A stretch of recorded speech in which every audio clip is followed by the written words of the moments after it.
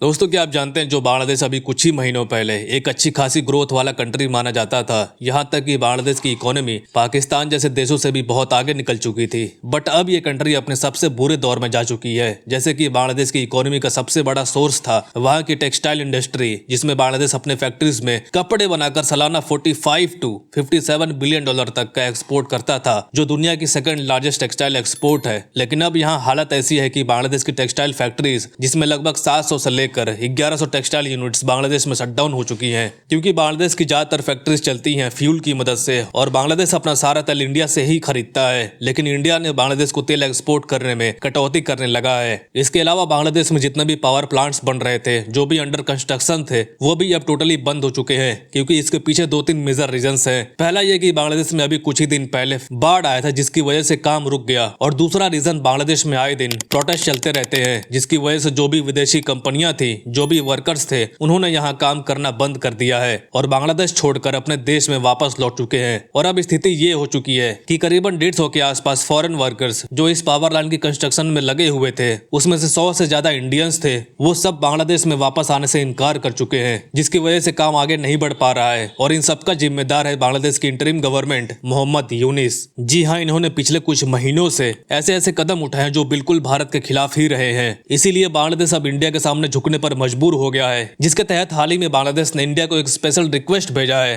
जिसमें बांग्लादेश ने भारत से रिक्वेस्ट किया है कि प्लीज जब पीएम मोदी 21 से लेकर 23 तारीख तक यूएस के दौरे पर जाएंगे यूएन असेंबली की मीटिंग के लिए, तो हम चाहते हैं कि वहां पर मोहम्मद यूनिस और नरेंद्र मोदी के बीच में एक मीटिंग करवाई जाए। यानी हम पीएम मोदी से मीटिंग करना चाहते हैं, ताकि भारत के साथ हमारा जो भी व्यापार और काम चल रहा था उसे दोबारा शुरू किया जाए। लेकिन दोस्तों, बांग्लादेश के इस रिक्वेस्ट को भारत ने टोटली रिजेक्ट कर दिया है, जिसमें बताया यह गया है कि जब PM Modi UN general assembly जाएंगे मीटिंग के लिए, तो वहां पर बांग्लादेश के यूनिस के साथ ना ही कोई मुलाकात करने वाले हैं और ना ही कोई मीटिंग करने वाले हैं। और बताया यह भी गया है कि पीएम मोदी वहां जाकर कई सारी बायलैटरल मीटिंग करने वाले हैं, जिसके वजह से पीएम मोदी का ये दौरा बहुत बिजी शेड्यूल के साथ रहने वाला है। इसकी वजह से पीएम मोदी यूनिस से मीटिंग नहीं कर पाएंगे। यानी इन सभी चीजों को देखकर अब यही लगता है कि बांग्लादेश को अब एहसास हो चुका है कि भारत के बिना उसके सारे इंडस्ट्रीज ठप हो जाएंगे। तो खैर दोस्तों, आपको क्या लगता है, क्या हमें बांग्लादेश के साथ अपने सारे ट्रेड्स बंद कर देनी चाहिए? आप अपनी राय कमेंट्स में जरूर बताएं। फिलहाल के लिए इतना ही। जाने से पहले ऐसी वैल्यूएबल वीडियोस के लिए इनसाइट नॉलेज को सब्सक्राइब जरूर कर लेना।